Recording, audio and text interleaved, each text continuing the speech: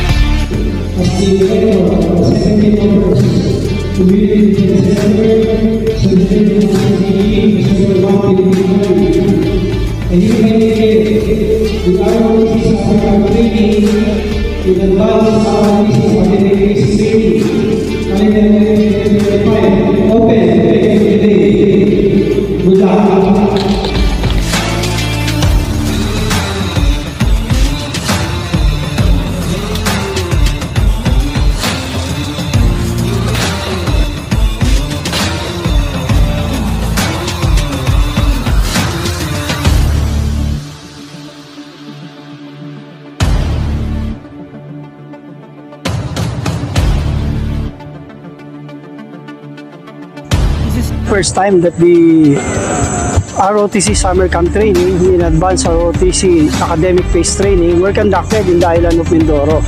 And I think this is a very welcome initiative sa ating mga participants to ease their burden, lalong-lalo na sa pamasahe nila. Hindi na nila kailangang tumawid pa ng mainland para gumastos.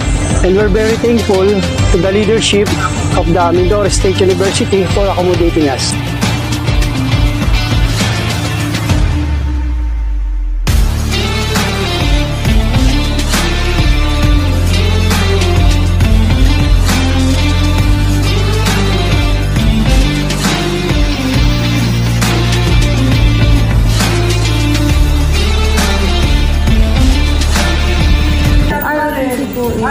Hindi ko po siya in-expect na mahihirapan po lalo po siya pag-advance kasi wala naman po akong idea sa pag-advance.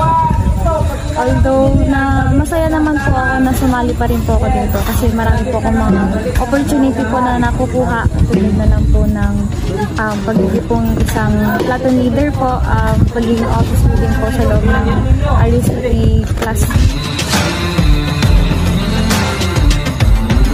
City and Arab training was designed to develop the leadership skills of our advanced ROTC cadets.